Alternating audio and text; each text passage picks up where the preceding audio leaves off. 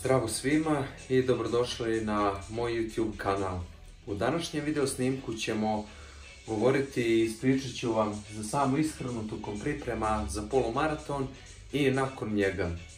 Jako je važno da znate da krenete sa malim promjenama. Navodim primjer ukoliko imate višak kilograma da promijenite vaše navike kako bi se oslobodili viška kilograma i krenuli da se pripremate za polumaraton, da ne biste imali velikih poteškoća za pripremanje istog.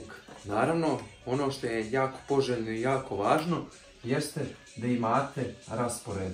Šta to znači? Ako ujutro idete na posao, radite nekih 8 do 10 sati, da i na poslu imate jedan obrok. Ako prije posla doručkujete, i to je moja preporuka, jeste da imate užinu i ručak i na taj način da pratite vašu tjelesnu težinu. Jer ako želite izgubiti kilograme, onda gledate da taj broj kalorija na dnevnom nivou nešto malo smanjite. Ima veliki broj kalkulatora na internetu gdje možete izračunati koliko unosite ugljenih hidrata, koliko proteina i slično, a za to vam preporučujem prvenstveno da se edukujete ili da pošaljete meni poruku na društvenim mrežama ili na mailu, da vam pošaljem tablicu koja vrsta hrane u marketima su ugljeni hidrati, proteini, masti. I na taj način da znate, ok, ako uzmete kao užinu orašaste plodove, bademe, orahe, kikiriki, da znate da su to masti, jer na taj način ćete vaš metabolizam nešto malo zasititi ili vlaknima, recimo kao što su povrće, salate i slično, ili za ugljene hidrate, klasično da je to pasta, makaroni, pice i slično. Osim toga je jako dobro i preporučljivo da imate jelovnik. Sad ću vam reći zašto jelovnik.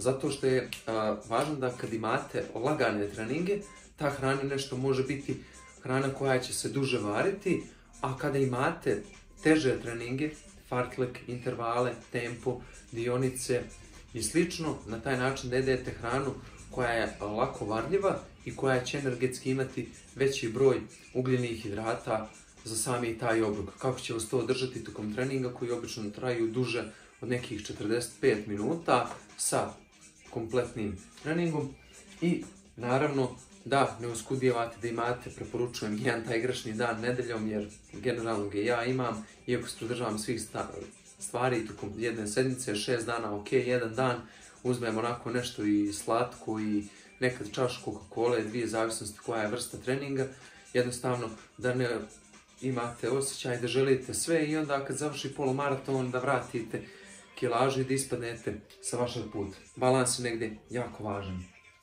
Pored toga je jako važno da imate hidrataciju i da ukoliko ste na poslu da nosite bocu od pola litra, 0,75 litar i da stalno on bude na vašem radnom mjestu, da li to sto, da li to prostor gdje je magacin, jer sam ja radio kao magacioner, uglavnom da vam je na vidljivom mjestu, da vam stoji kao podsjetnik da se obavezno hidrirate. Ono što je jako važno, zato što živimo u jako turbulentnom vremenu, brzo se živi i slično, da obroke vaše planirate i da to sve bude dan ranije pripremljeno ili ujutro rano da se probudite nekih pola sata ranije, jer na taj način ćete obezbijediti adekvatnu ishranu za vas i bit ćete uobročeni, što je negdje ključ.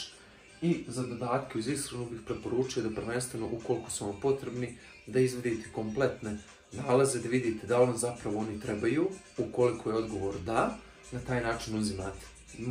Lično sam imao problem sa manjkom vožđe u svojem tijelu, hemoglobin je bio jako dobar, ali ferritin mi je bio u jako niskim vrijednostima.